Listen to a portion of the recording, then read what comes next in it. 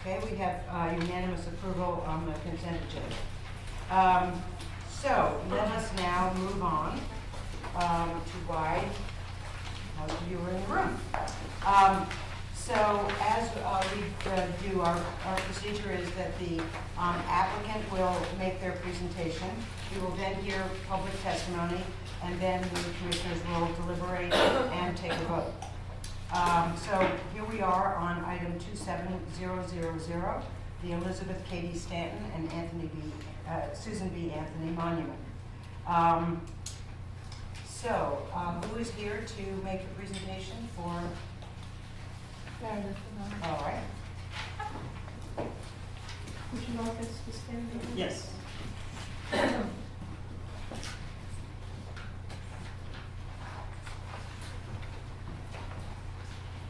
Hello, I'm Pammy. I'm president of the Statue Fund. Forgive my voice, I'm just recovering from laryngitis. It's not often that you have a chance to be part of something truly historic.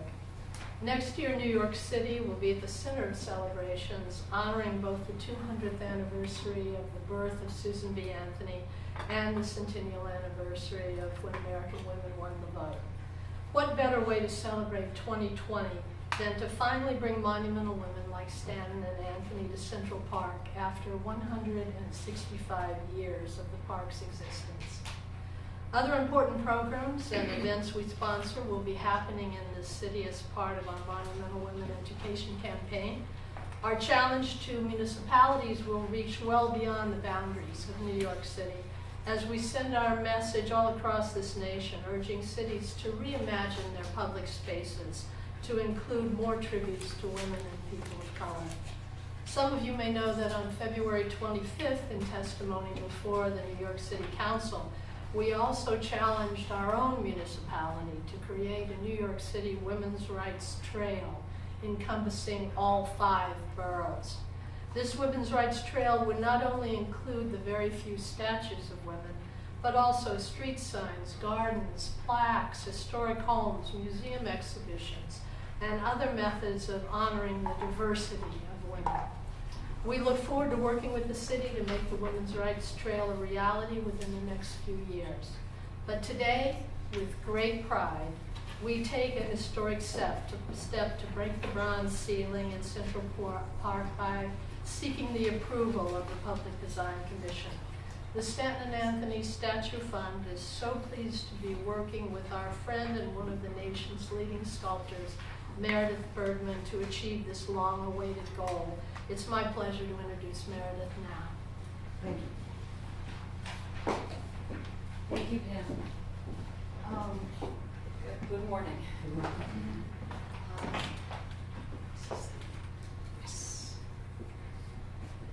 Executive Director Moore has described public design in New York as an iterative process, so here's a review of where we have landed. I have moved the statue from the corner so that the Elizabeth Cady Stanton Susan B. Anthony monument is now sited directly across from the monument to the 19th century poet Fitzgreen Halleck, filling in a missing monument and preserving the symmetry, the exact symmetry of the design of Central Park's Literary Walk. The monument stands 15 feet high, similar to the nearby monuments. For Literary Walk, I've portrayed Elizabeth Cady Stanton and Susan B. Anthony as writers, remembered for changing the world through their powerful and persuasive speeches and publications. The style of the sculptural rendering and the style of the pedestal are in harmony with the style of the other monuments in the collection of Literary Walk. This is a point that was established from the beginning and of great importance to both the New York City Parks Department and the Central Parks Conservancy, who have approved this design. However, I removed the scroll and the ballot box, and the chair back based on Alice Paul's jailhouse door pin that was awarded to later suffragettes have been removed, and all references to the larger movement to secure votes for women. I've taken advantage of the removal of the scroll to refine the poses of the women, especially Elizabeth Cady Stanton, because she's much more visible now, which you do not see in this maquette, not yet, but you will see some photos of the 1/3 height model in some of the later slides. The two statues share a pedestal, physically interacting in their characteristic way that shows their collaboration, their intimacy, and their respective roles in the writing process, the, quote, closely interwoven way they thought of their work. Anthony's left hand rests on Stanton's shoulder, but I've taken your suggestion that they return the viewer's gaze.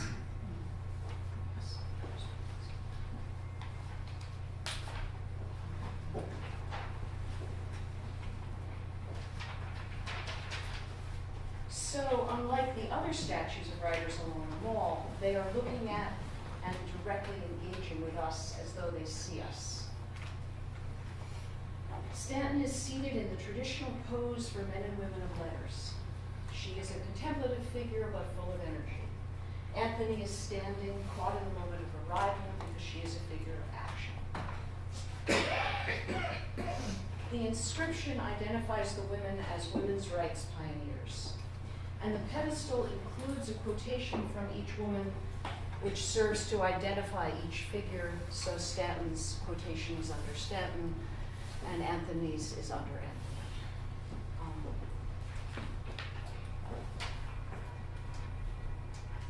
Okay, this is the 1/3 height model, not finished sculpture, in clay.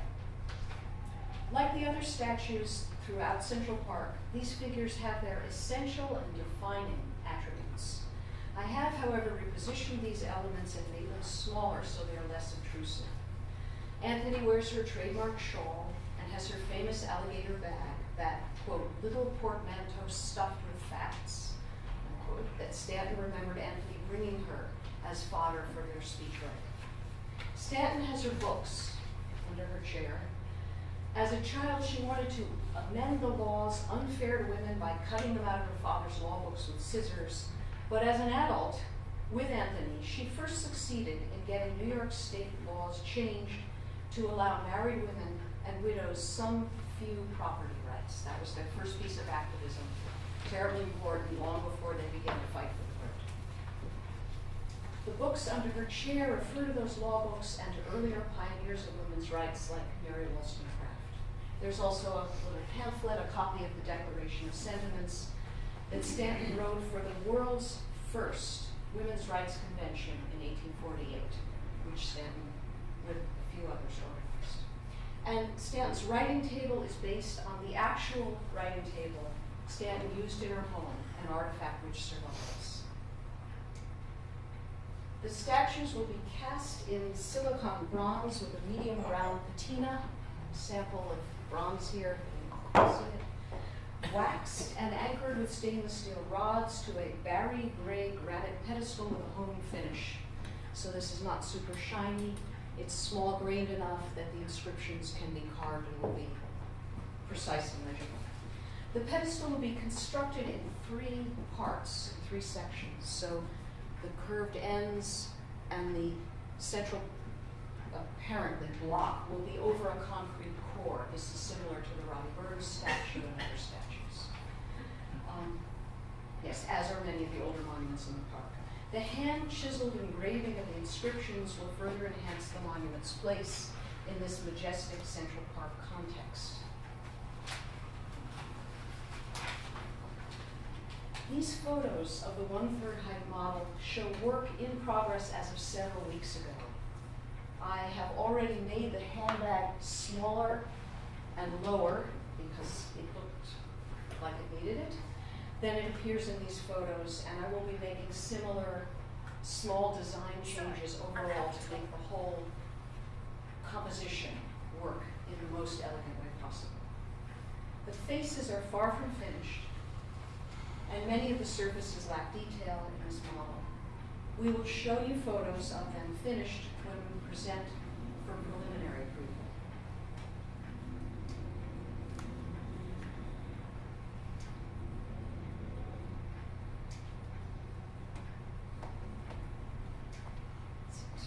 Thank you for your detailed consideration of this project. Thank you. Is anyone else going to be speaking on this? There's a letter from one of the project participants, Byron Linderville and Southwick, that Susan is going to read. Thank you, Susan. Susan Baggs from Byron Linderville. Thank you, Meredith. Good afternoon, everyone. I'm reading a letter from Richard Southwick from Byron Linderville. I need to take these off in order to do so, so bear with me. Dear Commissioners, I've had the fortunate opportunity to help manage the Statue Fund's effort to locate a statue honoring Elizabeth Cady Stanton and Susan B. Anthony in Central Park in New York City. My involvement has included organizing the nationwide sculptors competition, the finalization of the monument siting, and assistance in the management of the approvals process. To that end, my colleagues and I have worked in collaboration with the Statue Fund, the Central Park Conservancy, New York Department of Parks and Recreation, and the very talented sculptor Meredith Bergmann. With input and consultation of the parties noted, both the sculpture and the siting have been improved over the course of the last year. Proposed for a prominent site on the Central Park Mall, the statue takes its place in this important location, maintaining the historic precedent set over the last century and a half. This is a significant improvement over the original site at Central Park West and 77th Street. Similarly, the statue itself has evolved to present a composition of increased clarity and figurative expression. Although the artist had originally incorporated additional elements extending from the statue base, the reduced version of the sculpture has a more emphatic focus on the two women honored in this artwork. The fact that this sculpture is comprised of two female figures is in itself strongly symbolic. I would like to express my enthusiastic endorsement for this sculpture as currently designed. It is appropriate both for the site it will occupy and the time in which it was conceived. Sincerely, Richard Southwick. Thank you. And now we have, So does that conclude your presentation? I have the order of people who've signed up here to speak publicly. yes, yes. Okay. Is, okay. So this is just in the order in which people signed. It's not a judgment call here. So Lynn Scher, the Statue Fund. Thank you. Good afternoon. I am Lynn Scher. I first advocated an outdoor statue of Susan B. Anthony nearly 50 years ago, when there were none. At the time, barely a handful of national and local American landmarks focused on any woman at all. This, while countless signs boasted that George Washington had slept there, while every pigeon in the country had a male soldier or politician to rest on. That we now remember the ladies as we dethrone some unworthy fellows is excellent progress. It's even more fitting that we finally choose to honor Susan B. Anthony in Central Park, the green space in this city that she traversed so often as a frequent resident and tax-paying citizen. And how perfect that she's partnered with her brilliant mentor and colleague in suffrage, Elizabeth Cady Stanton. Their working friendship, unique to any time, helped create, organize, spearhead, and inspire the fight that ultimately won us the right to vote, and so many other rights as well. But this recognition has likely been distracted by ugly, uninformed noise, by passion parading as fact. Based on welcome news scholarship about the lives of many women of color, whose stories further detail the grueling fight for the right to vote, it has become fashionable to suggest that those black women's contributions were hidden, erased from history, as they were elbowed out of the limelight. That African American women were, in today's overused term, thrown under the bus by their white sisters as the suffrage battle turned political. that white women, including Stanton and Anthony, were racists, unworthy of honor. Since I cannot within my allotted time refute every single bit of mangled history, I direct you to the handouts that I've provided, including some letters printed in the New York Times and some op-eds with chapter and verse about the misinformation. But as a journalist and author who cares about facts, especially in these fact-challenged times, I'd like to clarify the big story. Here's the truth, minus some of the inflamed rhetoric. The battle for the vote spanned 72 years, crossing many decades and many viewpoints. We are a nation of conquerors, later divided by the Civil War, claiming to strive for something special. Flawed? You bet. Idealistic? Thank goodness. Occasionally sidetracked? Perhaps. But like most of the, and these women were never unaffected by the context that they lived in. But like most of the early suffragists, they fought the mainstream as abolitionists, repelled by slavery, desperate to flee their black sisters and brothers and guarantee their rights. Their goal, these two women, was universal suffrage, the right to vote based on citizenship, not race or gender or anything else. Can I just quickly finish? Thank you very much, I'm sorry. They understood that leaving the matter to the states, not the federal government, would result, quoting Anthony here, in petty freaks and cunning devices to exclude one and another class of citizens from suffrage. That led to Jim Crow, voter suppression, total corruption. Their goal was the right to vote for all women. Neither lived to see it. Towards the end of the suffrage campaign, as white supremacy gained strength during ratification of the 19th Amendment, new leaders made questionable compromises. This has nothing to do with the founders. To suggest that 20th century bigotry defined the goals and actions of Stanton and Anthony in the 1800s is glib at best, history at worst. So let's get real. New narratives are always welcome. And of course, women of color were part of the story. Many of their tales have long been documented. But their accomplishments do not diminish the work of these pioneers. This statue commemorates the unique contribution of two extraordinary women. I want my grandchildren to look up to them and to many other women as well. Thanks very much. Thank you. Colleen Jenkins? Hello? Hello? Hello? My name is Colleen Jenkins. For 6 years, I've been the vice president of the Elizabeth Cady Stanton Susan B. Anthony Statue Fund. For 67 years, I've been the great-great-granddaughter of Elizabeth Cady Stanton. What I'd like to do is, our family worked with the documentary filmmaker, Ken Burns, and he has given a letter of support, which I'd like to read with you. To the Design Commission, I write to wholly add my voice to support of Elizabeth Cady Stanton Statue Fund proposal, Susan B. Anthony, for a new statue in Central Park celebrating the pioneering suffragists Elizabeth Cady Stanton and Susan B. Anthony. Ken Burns continues, as director and producer of the award-winning documentary, Not for Ourselves Alone, the story of Stanton and Anthony, I was blessed with the opportunity of getting to know these remarkable women well, and I believe they represent the very best of our nation.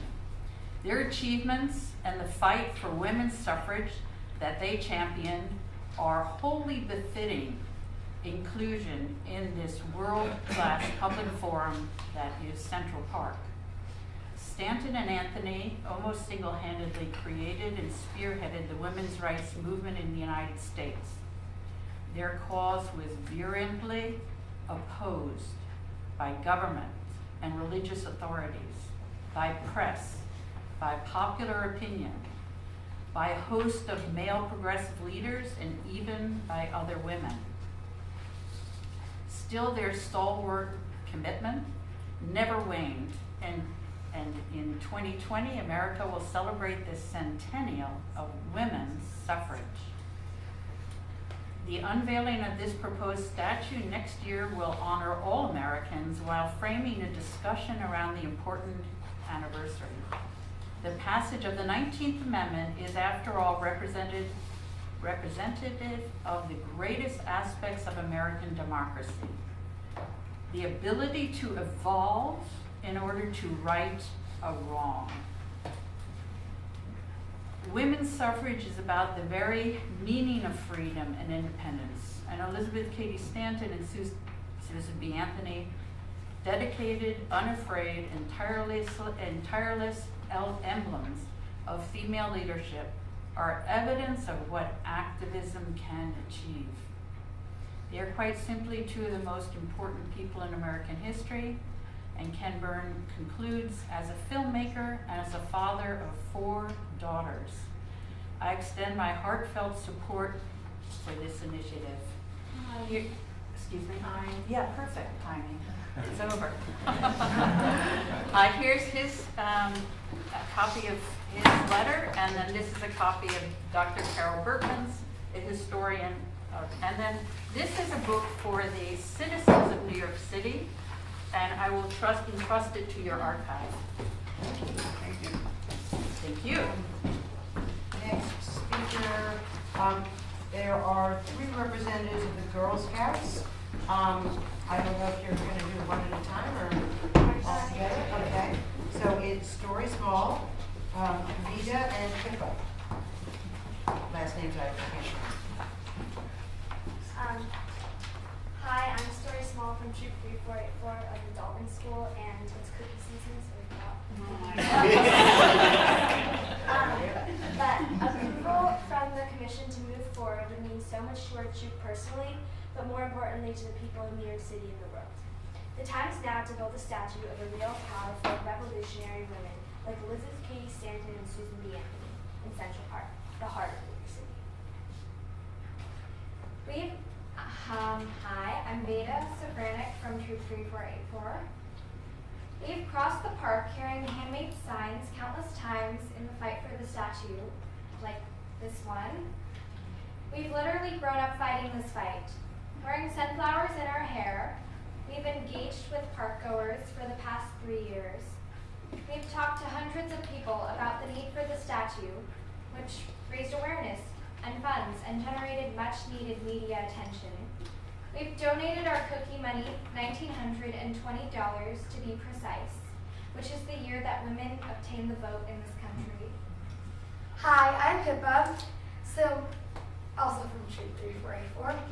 So women can no longer be left out of the picture, because as great children's rights activist Marian Wright Edelman said, you can't see what you can't be what you can't see. And we strive to be great leaders. A statue of a real woman is vital to Central Park, so that no more generations of children will need to ask, where are the women, as they walk down the beautiful Central Park Mall. We urge you to make her story by moving forward. Thank you. And 3 of you in less than the time allotted. Elder person.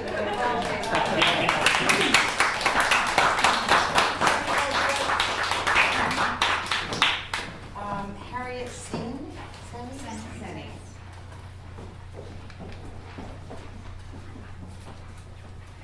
Hi, I'm Harriet Seney. I'm a professor. I'm somebody who writes about memorials and public art. This is very brief. The girls were amazing and inspiring. This is a memorial of singular significance. Not only will it be the only one to honor actual women in Central Park, but it will recognize 2 women who played a major role in achieving women's suffrage, a basic right that was a long time coming. Elizabeth Cady Stanton and Susan B. Anthony are portrayed here as actual women, each with their distinct role made clear. Stander, the writer, seated at her table, and Anthony, often the public speaker. They were a powerful and collaborative team, as the statue makes clear. This statue, together with the planned ancillary programs, makes a vital contribution to women's history, as well as public art in the park and memorials in general. Thank you.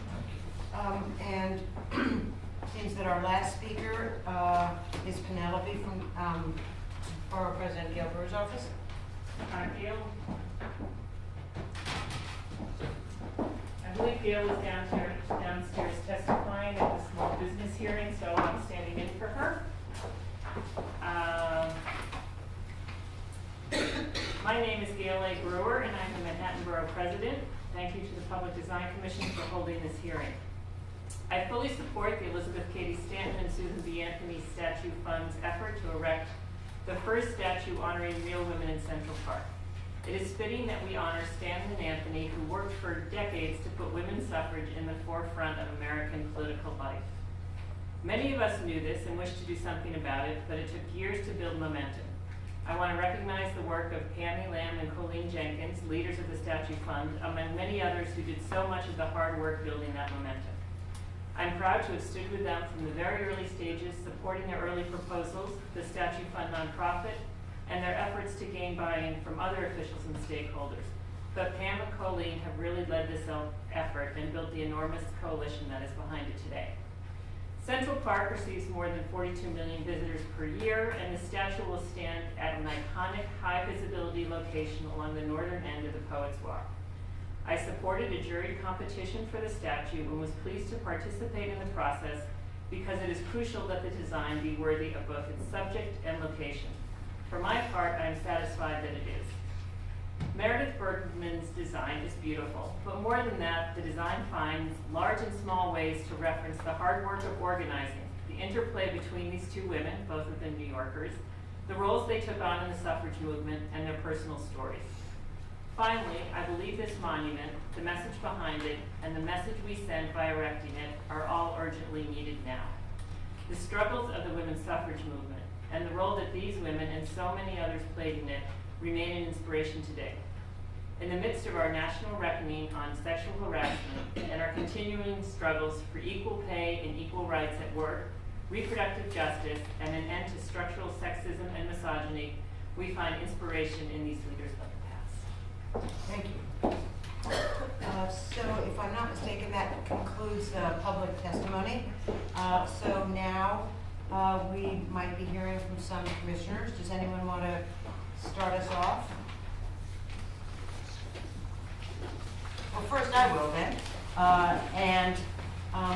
Thank you very much, the Statue Fund and the sculptor in particular, for your responsiveness to the comments that have been made to get us here today. And I think we're on a very good path.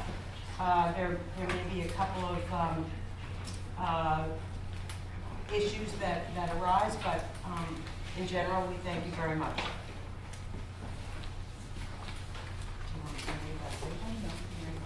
Mary? Yes, I want to first acknowledge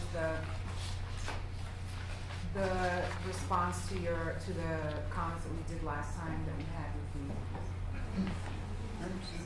Could you come to the front, please? One second, I don't want to have my back to you. So I appreciate the edits and the move towards simplifying the design. My suggestion to you would to remember, I do not remember commenting specifically about the gaze needing to change from them sort of having an interpersonal relationship with the design. So I think that that's something that you should reconsider, because I believe that the intimate relationship that you described many times as them having, I appreciate the hand on the shoulder. That I think is a nice gesture. But I think that you should also revisit the construction of the anatomy, because it is a classical figure. Some of the proportions should be reconsidered in terms of the anatomy of the sculpture. The third, right? No, the 3/4. There you go. Just in terms of like the figure on the left, the foot is slightly, it doesn't look like it's proportionate or connected anatomically correct to the body. I think just in terms of size and proportions, the seated figure looks slightly larger in perspective to the figure on the left. So I just feel like there's certain little, I know you said that this is still very much a draft and that you're still, none of the details have been, fixed. So I just look forward to seeing how that develops. Also, I am, interested in seeing, submissions of alternate quotes, cause I feel like that should be submitted as well. And in terms of the base, I'm not sure if the bottom should be considered, I'm not sure if you thought it was sort Yeah, of an extra. I'm just gonna go right into the base for a second, because I had a question about it. And I was looking at some other, kind of looking at what other contemporary statues, sculptures have been recently installed in the park. And I know the Duke Ellington, 1997, and I was looking at the base on that. So in other words, it's a contemporary sculpture, statue. And so the base doesn't necessarily have to look back to history like a column, capital, or base. And so I was wondering how it could be simplified. The Duke Ellington has a simple granite piece. You know, it's a rectangle. If you're going to do the oval, I don't know if it needs that plinth underneath it. I was looking at the in the plan view, overhead view of your sculpture. Yes. There is not a space on the edge of the. You kind of chop. The blue is the. That's a cell phone photo, so it's very distorted, I'm sorry. There are about 6 inches of exposed floor here on each side. But is that, I mean, it seems like it could just be simplified, that you could just have the stone going straight. I don't know what that other base accomplishes, or that's, you know. Protection from machinery. Yes. Lawnmowers. Lawnmowers? Yeah, because they have others. Okay, so anyway, just a question. So if you have to have it, what, just to consider the proportion of it to the rest of the sculpture base, you know, and then I also wanted to address so these are all details as we go forward. The base of the, right here, and in looking at, say, Duke Ellington, or in the, say, Hand Christian Andersen, which was 1959, I think, just again, how the pieces are connected to the base, like what is that dimension, does it even need to be, can it just sit on the stone? I mean, I know you said it has stainless steel connections, right? So those are just things to think about going forward, so that this is kind of all part of the piece. Yes. Right, and then also the flattening of the oval. All that will be developed and submitted to you for the preliminary review stage. Okay, so I just wanted to give some specific points. Yes. I also want to comment on, I'm glad that we decided to move towards this being a monument for these two specific women, but considering that, there is no signage saying when they were alive. So it's like when we have a monument for specific people, usually their dates of birth and when they were present is listed on the site. So it might be something that you would consider.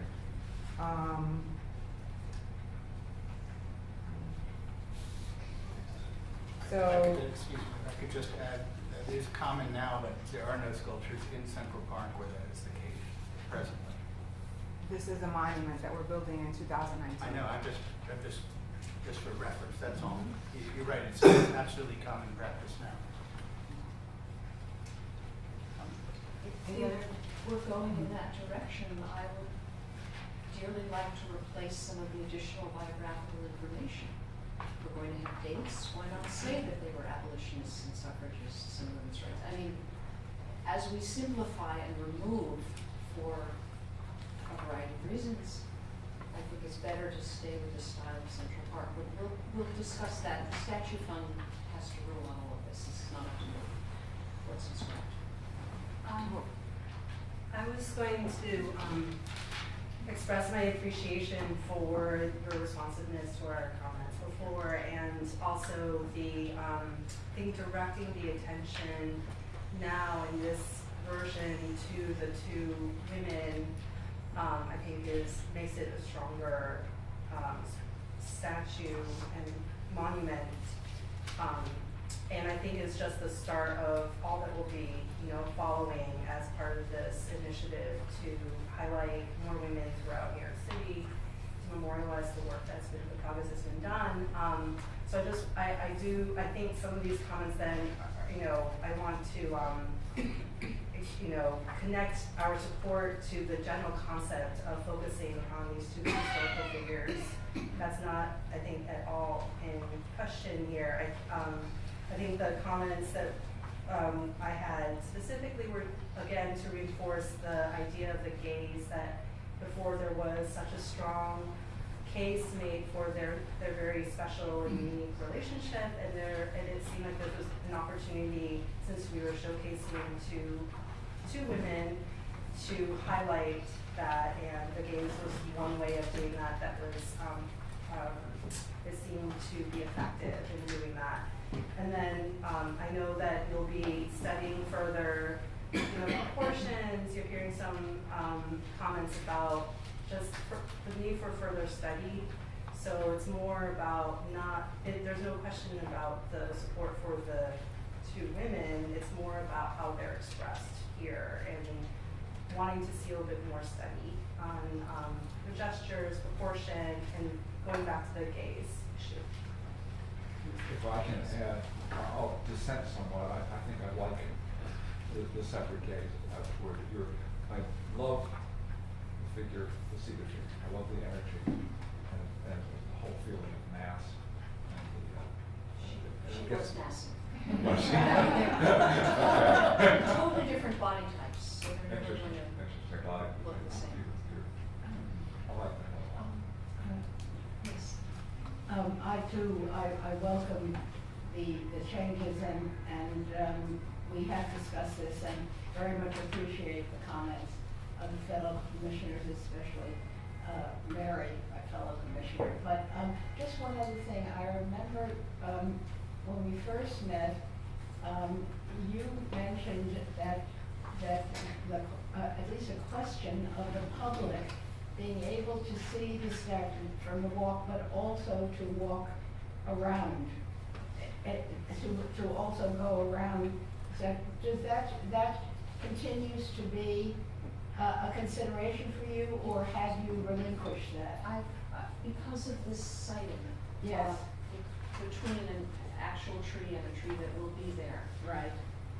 Away from the corner, you will only see the back from a distance. And you won't take that side path and look at the side right there, 10, 20 feet away. It will be further away. So really on this site, there's no opportunity to walk around it. So that, okay, so then just implications for what is on the base, for what we put on the base. I think we'd all like to see, again, the quotations and what you were doing there, but are there implications for how you treat the wording on the base? If one cannot see from back, should there be wording there, or is it on the three sides, or what is your sense of things? My sense is that as you walk up and down the wall, you will be able to read these side quotations. The text on the back is simply dedicatory. It mentions the statue fund and the year that it was erected, and that's sort of traditional, and it's just there to be there. Okay, and just lastly, I do feel reinforce some of the comments about the base, that the base upon the base. I think that part is a little questionable. For one, and for you to be looking at that again. Yes. Thank you. Any other comments? I have a question. Would you like to say something? Oh, you had a question? Just, I believe this lady was the one who originally mentioned the gaze looking forward and questioned why they weren't looking at the viewer, and I just wondered whether we were reacting. No, I support the position of them actually looking at what they're doing. That they should now be looking at. I think, I support relating to each other seems more successful. Relating to each other. Relating to each other. Right. Okay, my thought was, if I may, that before it was a monument to 22 people, and they were looking at each other, and the scroll was the part that came forward, and you would spend your time reading it and engaging with it, and that was the part that engaged with the public. Now that it's just the two figures, I wanted them to engage with us and to challenge us, but also invite us, so their expressions will be interesting and ambiguous and have elements of both. So that is my intention with having them look at us rather than look at each other. They're still close, physically close and touching, working gestures are not working, but that was the other.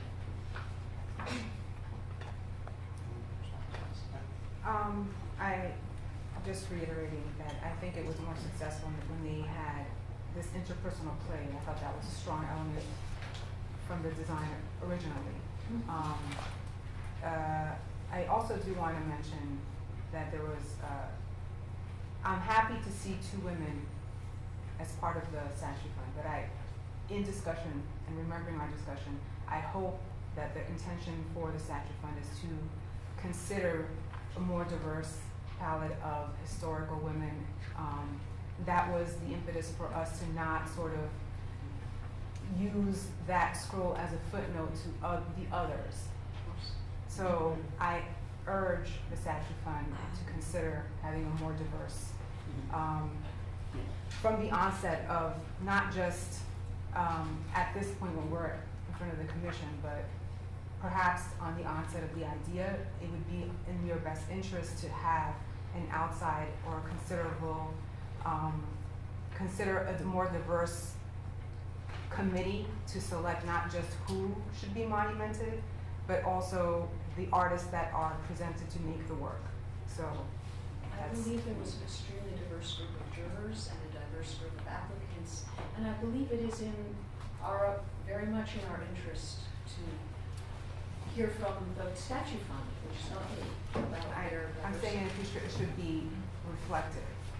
Right, and to that point, I think it's this direction with commemorating the 2 women is absolutely the direction that we're speaking to today. But I think going forward, that the statue fund, the Parks Department can really work more proactively going forward to advance the work that is really needed and necessary for a more inclusive approach to the women who are not ultimately represented in this proposal. And that's something that we would like to really kind of challenge and engage both the statue fund and parks to continue working.